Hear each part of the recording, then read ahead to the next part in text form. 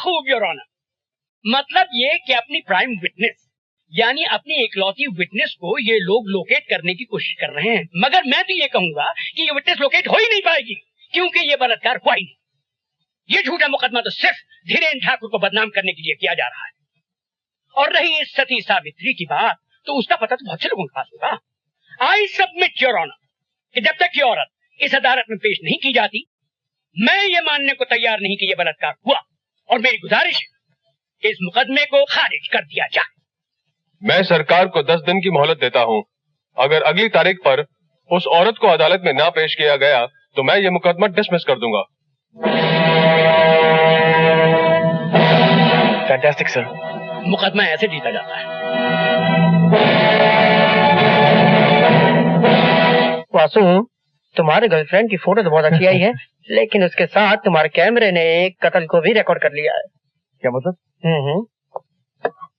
इस फोटो में एक आदमी एक लड़की का गला दबा रहा है? और इस फोटो में उसी लाश को गाड़ी में रख रहा है। और ये तो धीरेन्द्र ठाकुर है। ठीक। मिस्टर गुजराल से, अरे मिस्टर गुजराल से उस दिन कोर्ट में डिफेंड कर रहे थे। इसका मतलब ये? जी हाँ। अरे वासु, तू यहाँ? आज तो रास्ता कैसे भूल गए? तेरे बगैर घर बड़ा सुना लगता है। दिल में तो रहता हूँ ना। आमा बैठ। ये ले फोटोग्राफ, मिस्टर गुजराल को देना और उनसे कहना कि धीरेन्द्र ठाकुर जैसे कमीने इंसानों का केस ना लिया करें। क्या बात क्या है? वो जो फोटोग्राफ देखेंगे ना तो खुद समझ आएंगे कि सच्चाई क्या है। मत बोलिए, ये तस्वीर देखी आपने? अब मेरी बात सुनिए, मैं कोई धर्मात्मा नहीं हूँ, मगर ऐसे गंदे केसेस मैं कभी नहीं देता। मगर चूंकि मैं आपका वकील रह चुका हूँ, मैं फीस लिए बिना आपको एक मशवरा दूंगा।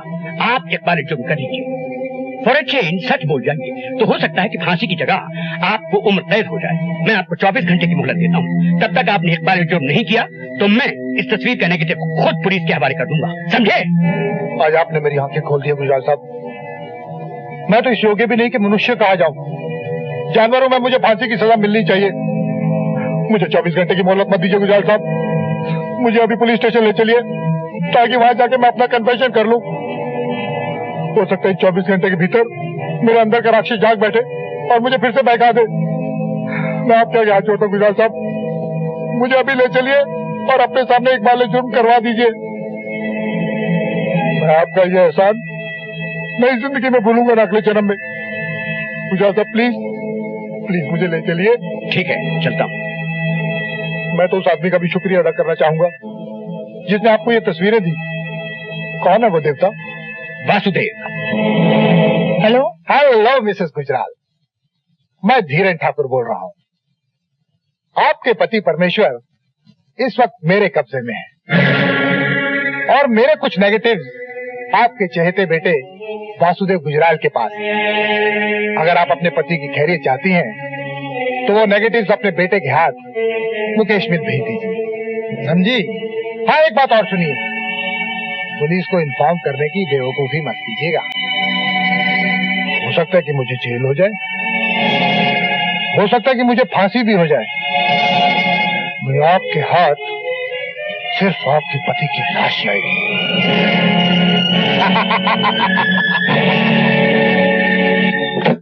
लंदन, पेरिस, रोम, शादी के बाद मैं तुम्हें इन सब जगहों पे लेके जाऊंगा। और ये होटल देख रही हो? बड़ी जुई है तुम्हारे सर में। मार दो। ये होटल देख रही हो? यहाँ पर हम रहेंगे और ये बिस्तर, यहाँ पर हम हनीमून मनाएंगे। चलो फोन उठाओ। हटो। चलो उठाओ। हेलो। हेलो वासु। माँ कैसी हो माँ? वासु, मिस्टर गुजराल को उठा लिया गया है और उनकी जान खतरे में है। तुम जल्दी यहाँ जाओ। चलो भाई।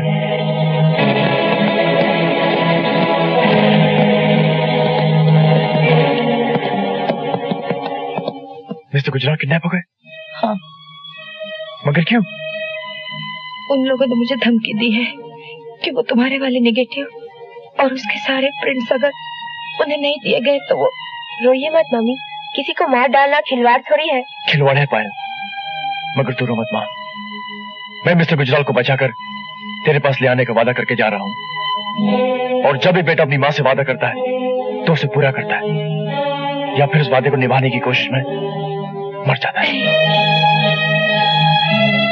आप आए।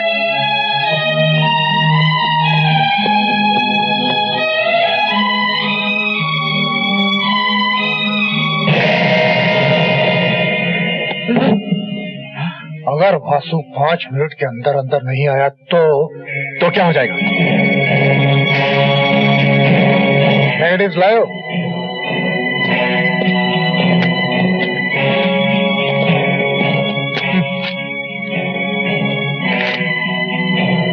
ये क्या है?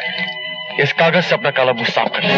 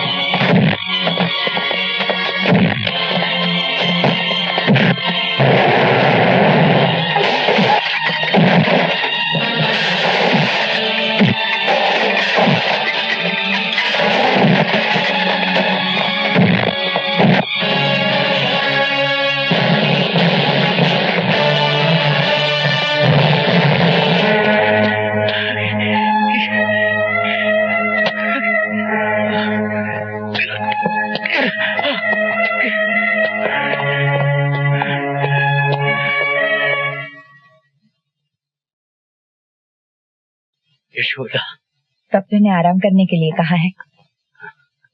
भगवान तुम्हारी उम्र लंबी करे। तुमने जो कुछ भी मेरे लिए किया है, मैं उसे जिंदगी भर भूल नहीं सकती। ये तो मेरा फर्ज था माँ। अच्छा, अब मैं सब गुजराल ठीक ठाक है, मैं चलता हूँ। तुमसे ये किसने कह दिया कि गुजराल साहब ठीक ठाक है? गुजराल साहब तो मर गए बेटे। वो तो तुम्हारे डैडी हैं।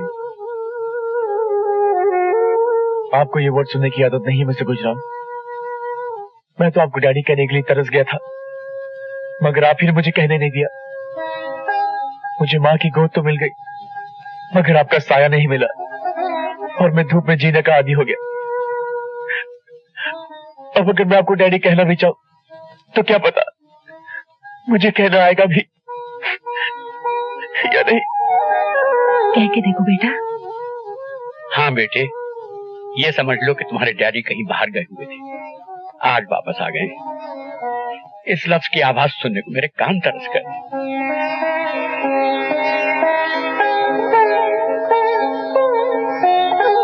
ठीक है बेटे, ये सेल्फ सेंटर्ड बुढ़ा इसी लायक है। दे दो तुम मुझे सजा, जो चाहे दे दो सजा। डैडी,